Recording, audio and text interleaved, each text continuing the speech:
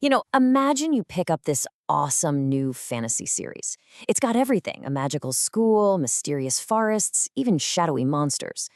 But then you realize you're not just reading about wizards and warriors, you're actually reading a step by step guide to mastering your own mind. Well, that is exactly what we're diving into today. And this quote right here, it's basically the whole idea behind the series, coming straight from the headmaster of its magical school. It just perfectly frames every single adventure, not as some quest out there in the world, but as a journey deep inside yourself. So here's our game plan for this explainer. We're going to start at Luminous College and meet our heroes. Then we'll get into the series' core idea, this wild metaphor for the mind.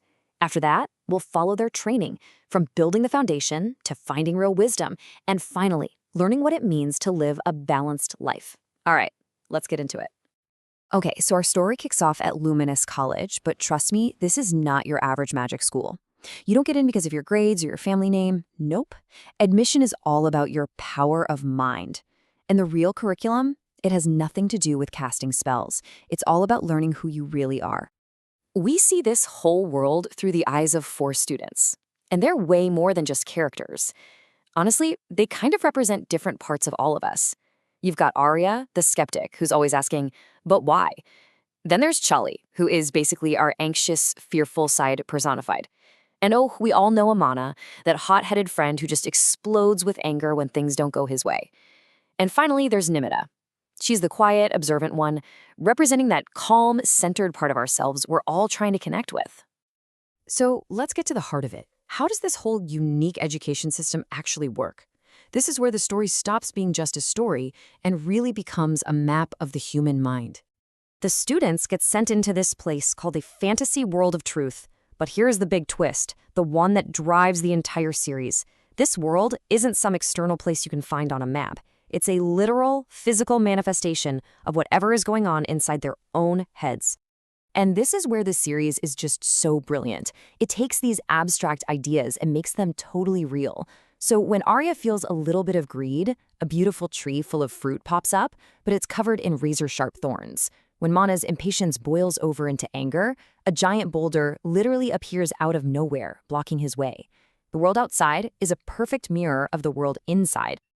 So you have to ask, right? How in the world do you teach students to navigate a world that's created by their own feelings?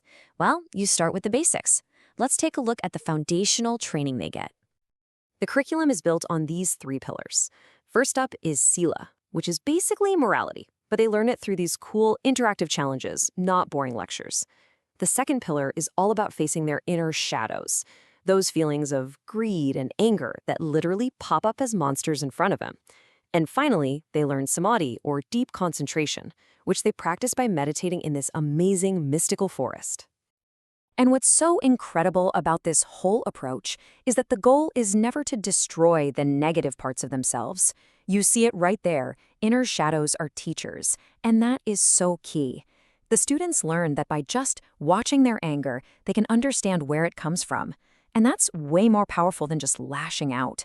They figure out that a calm mind can find a path around a problem that a reactive mind probably created in the first place.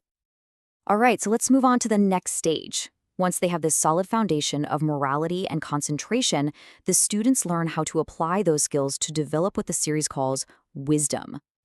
Now, when the series talks about wisdom, or panya, it's not about memorizing a bunch of facts. It's a very specific skill. It's the ability to see the straight line that connects an action to its consequence. It's all about making choices based on that understanding, instead of just reacting to whatever you're feeling in the moment. This slide is the perfect example of this in action with our friend Mana. Early on, a rock blocks his path and his mind just instantly creates anger.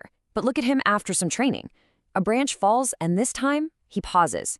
He can see that first flash of anger, but he doesn't let it take over. Then he just calmly responds. You see that tiny little space he created between the event and his reaction? That's wisdom. And the series shows us this advanced lesson with another fantastic metaphor. The mountain of wisdom. As the students climb this mountain, every single step they take shows them a vision of a past choice they made and its direct result, literally forcing them to face the chain of cause and effect in their own lives. So after all this training, the morality, the concentration, the wisdom, What's the final goal? What's the elixir that the heroes are supposed to bring back from this whole journey? Well, the ultimate prize isn't some magic potion. It's a set of advanced inner virtues. The slide lists things like mercy or metta and patience, but think about what they really mean here. Forgiveness isn't about letting someone else off the hook. It's about freeing yourself from the poison of your own anger. These aren't just feel-good ideas. They're practical skills for living a good, balanced life. And that really brings us to the ultimate message of the entire series. The whole point of this hero's journey was never to create a perfect person who doesn't have feelings. It was about forging the inner tools, the awareness, the compassion, the wisdom, to get through the tough stuff in life without being controlled by it. So while the story of these four friends might be a fantasy, its central message could not be more real. It suggests that the greatest adventure, the toughest quests, and the most valuable treasures, well, they aren't out there somewhere in the world. They're waiting to be discovered right inside our own minds.